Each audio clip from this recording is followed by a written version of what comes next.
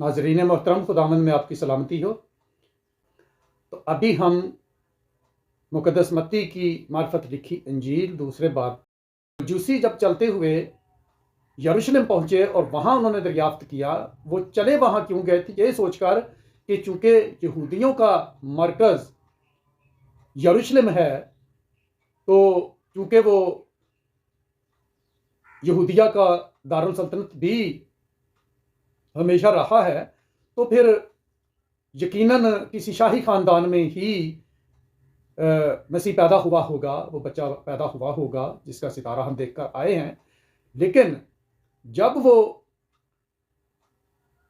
हेरोदिस के पास पहुंचे और उन्होंने जाकर ये सवाल किया कि यहूदियों का बादशाह जो पैदा हुआ है वो कहाँ है, तो वो भी हैरान हुआ और उसके साथ दीगर लोग भी। लिखा है कि यरूशलेम के सब लोग घबरा गए। क्यों घबरा गए जी? घबरा वो इसलिए गए थे कि हेरोदिस के मुकाबले में जो भी कोई शख्स उसके मुकाबिल नजर आता था, वो उसको कत्ल करा देता था। तो लोग घबरा इसीलिए गए कि अगर हम में से किसी के बच्चे के बारे में ये पेशीन गोई हुई और इन मजूसियों ने अगर हमारे घर के किसी फर्द को डिक्लेयर कर दिया कि ये है यहूदियों का बादशाह, तो हेरोदिस तो उसको नहीं छोड़ेगा। तो हमारे घरानों की, हमारे खानदानों की या हमारी औलाद ही की कहीं शामत ना आ जाए, कहीं हम पर ही मुसीबत ना आ जाए। तो उसने यहूदी उलमा को बुलवाया और उनसे पूछा कि मसीह की पैदाइश कहाँ मुमकिन है। तो उन्होंने उसे कहा कि बैतलहम में। उन्होंने मीका नबी के सहीफे में से उसे हवाला पढ़कर सुनाया कि ए बैतलहम यहूदा के इलाके, तू यहूदा के सरदारों में हरगिज सबसे छोटा नहीं, क्योंकि तुझ में से एक सरदार निकलेगा जो मेरे कौम इसराइल की गलाबानी करेगा। तो इसलिए मसीह की पैदाइश बैतलहम में ही होगी। तो उसने यानी हेरोदिस ने फिर मजूसियों को बैतलहम जाने को कहा और साथ उन्हें हिदायत की कि उस बच्चे को तलाश करो और जब वो तुम्हें मिल जाए तो आकर मुझे बताओ, ताकि मैं भी जाकर उसे सजदा करूं। ये वो मक्कारी के साथ कह रहा था, क्योंकि इसके बाद का उसका जो अमल है वो बताता है कि वो उसे सजदा करने नहीं, बल्कि वो तो उसका पता लगाकर उसे ख़त्म करना चाहता था।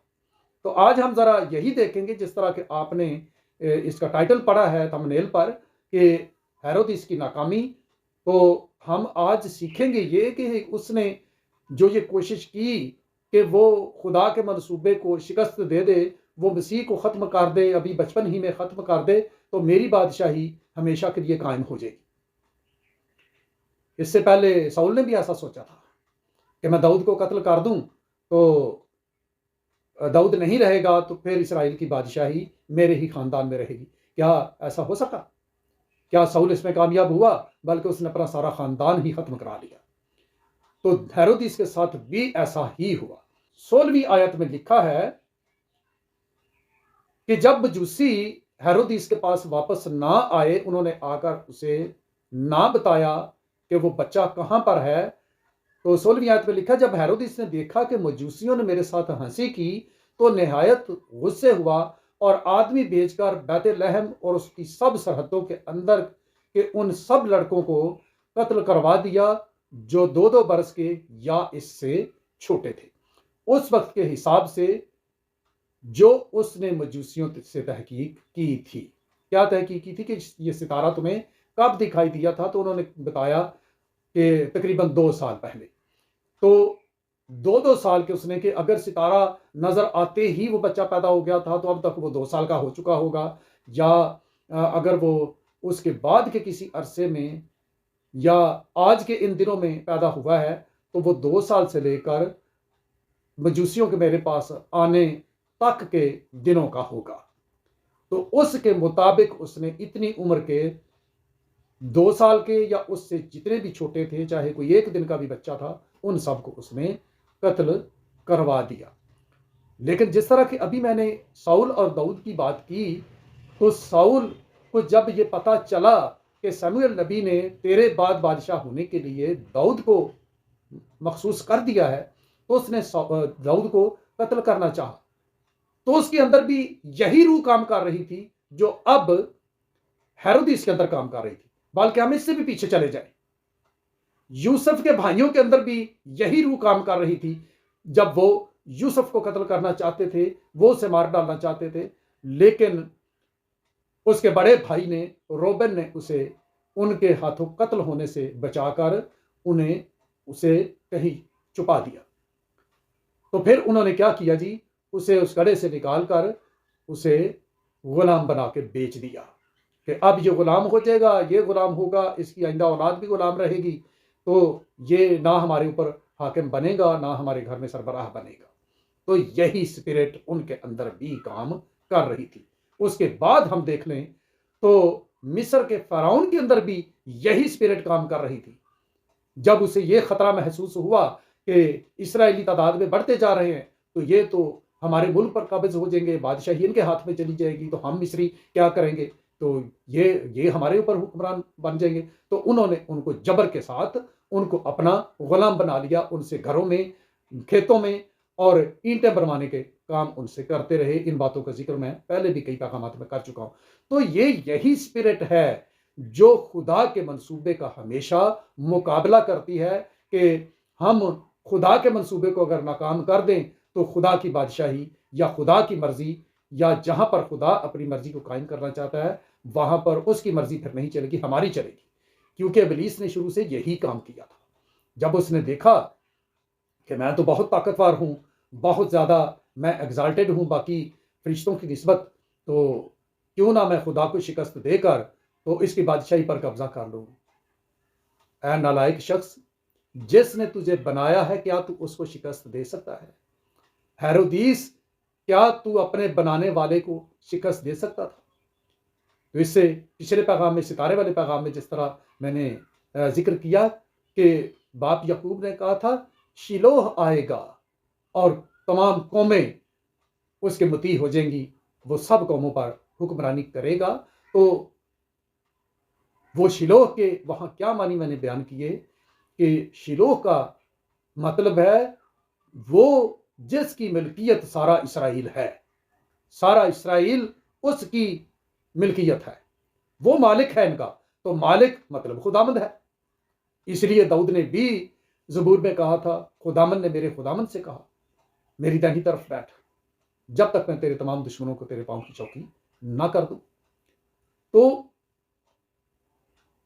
हेरोदीस, क्या तू उस शिलो को शिकस्त देगा जो सारे इसराइल का मालिक है? तू तो सिर्फ यहूदिया का हाकिम है, वो भी तू टाउट है, तू पिट्ठू है रूमियों का। तो क्या हुआ? वो अपने इस मंसूबे में नाकाम हुआ, खुदा कामयाब हुआ। क्योंकि जो ही मजूसी बैतलहम आए तो फौरन खुदावंद का फरिश्ता मुकद्दस यूसुफ के पास आया और ख्वाब में दिखाई देकर कहा, उठ बच्चे और उसकी मां को लेकर मिस्र को भाग जा, क्योंकि हेरोदीस इस बच्चे को कत्ल कराने की तजवीज़ें सोच रहा है। तो उसी रात वो तीनों अफराद इसराइल की सरहदें छोड़कर मिस्र की तरफ चले गए। हेरोदीस ढूंढता ही रह गया, क्योंकि इंसान तो जो कुछ अपने दिल में सोचता भी है खुदा उसको भी जानता है। इससे पहले कि इंसान उस पर अमल करे, खुदा उसको पहले से जान लेता है। बल्कि मैं तो यहां तक कहूंगा, इंसान के सोचने से भी पहले खुदा जानता होता है कि कोई किस वक्त क्या सोचेगा। तो वो नाकाम हुआ। फिरौन अपने वक्त में इसराइलियों के खिलाफ नाकाम हुआ, बल्कि समुद्र में ही डूब मरा, उसकी अफवाज डूब मरी, उसके सब सरदार डूब मरे। नबूकदनजर क्या सोचकर इसराइलियों को बाबल में असीर करके ले आया था कि ये हमेशा बाबल में गुलाम रहेंगे? क्या वो हमेशा उनको गुलाम रख सका? उसकी नस्ल खत्म हो गई, क्योंकि एक ही रात में फारसियों ने आकर उसकी सल्तनत पर कब्जा कर लिया और उसके बेटे बेलशजर को और बाकी तमाम शाही खानदान को कत्ल करके बादशाही पर कब्जा कर लिया। तो कोई भी खुदा के मंसूबे के मुकाबले में कोई भी कामयाब नहीं हो सकता। अब बात यहां तक नहीं, मैं हेरोदीस की इस तासीर को, ये अब एक जो पहले वाली मिसालें मैंने दी, ये एक स्पिरिट थी शैतान की जो हेरोदीस के अंदर काम कर रही थी। उससे पहले फिरौन के अंदर काम कर रही थी, वो साउल के अंदर काम कर रही थी, तरह तरह और बहुत से इस तरह के बहुत से वाकयात हैं वो तस्वीर इजबल के अंदर काम कर रही थी, अखयब के अंदर काम कर रही थी। इजबेल एलिया को कत्ल कराना चाहती थी कि ये इसराइलियों को खुदा की तरफ माइल करता है, मैं उनको बाल की तरफ ले जाना चाहती हूँ, तो ये मेरे हाथ से बाल के पुजारी बनने से लोगों को रोकता है। लेकिन नाकाम हुई, वो भी मारी गई, अखयब भी मारा गया। तो जो कोई खुदा के ममसूहों को खत्म करना चाहता है खुद खत्म हो जाता है जब वो इस स्पिरिट के तहत काम कर रहा हो। तो इस तरह की स्पिरिट वाले खानदानों में, जिस तरह के याकूब के बेटों की बात भी मैंने की, और भी खानदानों में इस तरह के हेरोदीस पैदा होते रहते हैं जो अपने में से खुदा के लिए चुने हुए किसी भी शख्स को नाकाम करना चाहते हैं, तरह तरह के तरीकों से उसको टॉर्चर करते हैं, उसको मेंटली टॉर्चर करते हैं, उसको ताने देते हैं। तो ये हेरोदीसी की स्पिरिट उनके अंदर काम करे कि किसी तरह इसको इसकी रात से हटाएं और इसकी रूहानी जिंदगी को कत्ल कर डालें। फिर चर्चेस के अंदर भी ऐसे हेरोदीस मेंबर्स की सूरत में भी आ जाते हैं, ओहदेदारों की सूरत में भी आ जाते हैं, हत्ता के पासबानों की सूरत में भी आ जाते हैं, जो दूसरों को खत्म कर देना चाहते हैं। कोई और वो नहीं, अपने मुकाबले का कोई शख्स पैदा नहीं होने देना चाहते। उनकी कोशिश होती है कि जो कोई हमसे बेहतर है वो सामने ना आ जाए। तो ये हेरोदीसी की स्पिरिट उनके अंदर काम कर रही होती है। हर एक को खबरदार होने की जरूरत है। मिनिस्ट्री के अंदर ऐसे हेरोदीस की स्पिरिट वाले अफराद आ जाते हैं जो नहीं चाहते कि कोई हमसे काबिल शख्स ऊपर आ जाए, सामने आ जाए। उसको या मुआशी तौर पर या रूहानी तौर पर उसको खत्म कर देते हैं या खत्म करने की कोशिश करते हैं। वो तो शायद खत्म ना हो, पर वो अपने आप को खत्म कर लेते हैं। इस दुनिया में अगर नहीं तो हमेशा की जिंदगी की तरफ से अपने आप को खत्म कर लेते हैं। सरबरा जब ये सोचते हैं मेरे पास इख्तियार है, हेरोदिस भी यही सोचता था, मेरे पास इख्तियार है, इस वक्त मैं जो चाहूं कर सकता हूं। जो कुछ भी इख्तियार है वो खुदा से बढ़कर तो नहीं। खुदा ने अगर किसी को चुना है, उसे खड़ा किया है, तो जो कोई उसको नुकसान पहुंचाएगा वो खुदा को नुकसान पहुंचाने आता है। तो जब लोग ये सोचते हैं मैं गुरूर के साथ मैं इसको फलां शख्स को मैं खत्म करके रख दूंगा, भाई अगर खुदा ने उसको बाकी रखना है तो आप उसको खत्म नहीं कर सकते। आपने अपने आप को खत्म कर लिया, आपने खुदा की नजरों में अपने आप को गिरा लिया। खुदा आपको अपनी बादशाही से निकाल देगा, बल्कि जब आपने ये सोचा ही है उसने आपको निकाल दिया है। आपको तौबा करके फिर वापस आने की जरूरत है। अब यही हेरोदिस की स्पिरिट मुकाशफा 13 बाब में हमें फिर नजर आती है कि वहां पर इब्लीस समुद्र से निकलने वाले हैवान को अपना तमाम इख्तियार और अपना तख्त और अपनी तमाम कुव्वतें देता है। उसके 7 सर और 10 सींग होंगे। ये भी उसकी शाखें और उसके अंडर काम करने वाली स्टेट्स और उसका दायरा असर है। तो ये भी शख्स होगा, क्योंकि दूसरा थिस्सलुनीकियों 5 बाब में लिखा है कि वो एक शख्स होगा, एक इंसान होगा जो अपने आप को खुदा कहेगा। तो उसके अंदर भी हेरोदिस की स्पिरिट काम कर रही होगी। वो लोगों को मजबूर करेगा कि मुझे सजदा करो, मुझे खुदा मान लो। लेकिन क्या होगा, कलाम मुकद्दस कहता है वो खुदामद के मुंह की फूंक ही से हलाक हो जाएगा। इतनी औकात है शैतान के नुमाइंदों की।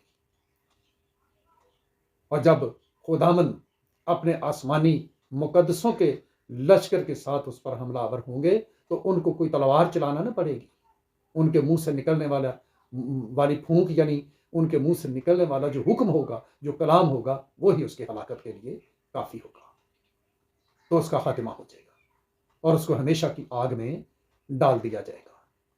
इसलिए हर वो शख्स जिसके अंदर इस किस्म की स्पिरिट काम कर रही है, याद रखिए शैतान उसको हमेशा की जिंदगी से महरूम कर रहा है। उसको तौबा करने की जरूरत है। किसी ईमानदार को, चाहे वो छोटे से छोटा है, उसे खत्म करने का मंसूबा कभी मत सोचिए, क्योंकि वो तो शायद खत्म नहीं, अगर वो सच्चा हुआ वो खत्म नहीं होगा, आप खत्म हो जाएंगे। खबरदार हूं और तौबा करके इल्म और खाकसारी के साथ खुदा की राह पर चले। खुदा अपने कलाम की इन सब बातों से हर एक सुनने वाले को बरकत बख्शे।